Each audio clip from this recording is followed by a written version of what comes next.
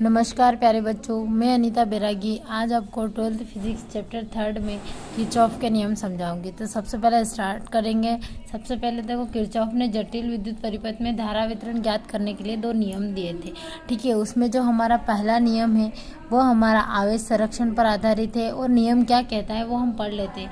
तो इसका नियम कहता है कि विद्युत परिपथ की किसी भी संधि पर, ठीक है, विद्युत परिपथ की किसी भी संधि पर मिलने वाली समस्त धाराओं का जो योग होता है वह योग तथा बीजगणितीय योग जो होता है वो शून्य होता है, अर्थात एप्सिलॉन आई का जो मान होता है वो 0 के बराबर होता है। अब ये नियम क्या कहता है कि इसमें जो धाराएं अंदर की ओर जा रही है, ठीक है, वो जो होती है वो धनात्मक होती है, जैसे अपने अंदर कौन जा रही है, ये अपनी I1, I2 और I3, जो ये अंदर जाने वाली धाराएं हैं इनका मान जो होगा वो कैसा होगा, धनात्मक होगा। और जो धाराएं बाहर की तरफ जा रही जो अपने I4 और I5 है इनका जो मान होगा वो ऋणात्मक होगा, अर्थात I1 plus I2 plus I3 धनात्मक होंगे और ऋणात्मक होंगे I4 और I5। जब इन दोनों को हम LHS से RHS में ले जाएंगे तो हमारा I1 plus I2 plus I3 बराबर हो जाएगा I4 प्लस I5। ठीक है, अब दूसरा नियम पढ़ते हैं। तो दूसरा नियम जो है वो हमारा ऊर्जा संरक्षण पर आधारित है। पहला नियम आवेश संरक्षण पर आधारित है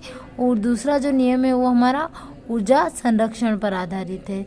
ठीक है, तब ये नियम क्या कहता है हम वो पढ़ लेते हैं। ये नियम कहता है कि विद्युत परिपथ के विभिन्न खंडों में बहने वाली धारा, जैसे कि एक खंड है हमारा ए से बी वाला, इसमें I1 धारा है, सी से डी में I2 धारा है, ई से एफ में I3 धारा है। ठीक है, तो क्या बोला कि विद्युत परिपथ के विभिन्न खंडों में बहने वाली धाराओं और उनके संगत प्रतिरोध कौन सा है, I1 के संगत है R1, I2 के संगत R2 और I3 के संगत R3। तो ये जो प्रतिरोध है इनका गुणनफल जो होता है और इनका जो बीजगणितीय योग होता है वो इसके अलग अलग खंडों में बहने वाले अलग अलग खंडों में लगाए गए विद्युत वाहक बलों के बीजगणितीय योग के बराबर होता है।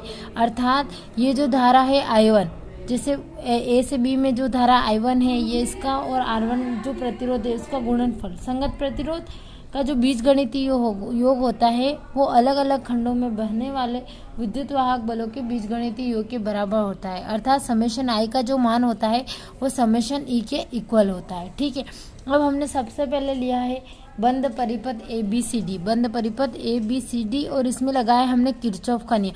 तो जैसा किरचॉफ का द्वितीय नियम कहता है उसके अकॉर्डिंग जो पहले ABCD बंद परिपथ में जो धारा होगी I1 जो होगा वो R1 के गुणनफल के योग प्लस I2 जो होगा वो R2 के गुणनफल और इन दोनों के बीच का जो योग होगा वो इनमें जो संगत विद्युत वाहक बल है हमारे E1 और E2 इनके योग के बराबर होगा। ठीक है, इसी प्रकार हम बंद परिपथ CDEF लेंगे। तो CDEF में देखते हैं हम धारा I2, प्रतिरोध R2 है, ठीक है, और फिर यहाँ पर धारा I3 और प्रतिरोध R3, लेकिन इनमें जो विद्युत वाहक बल है वो सिर्फ E2 है।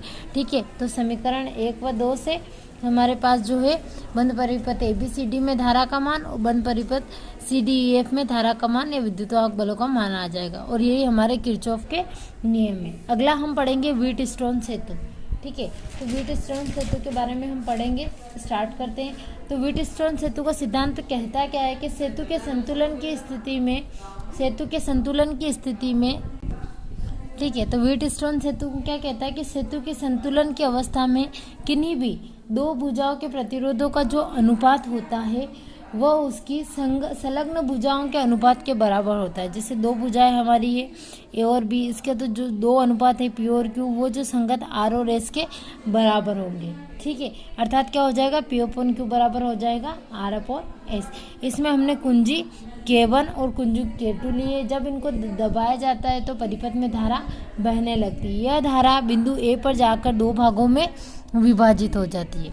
ठीक है, तो ऊपर की साइड जो धारा होगी वो हमारी हो जाएगी I1 और जो नीचे की साइड हमारी धारा होगी वो हो जाएगी हमारी I2। तो बिंदु A पर जाकर ये धारा दो भागों में विभाजित हो गई।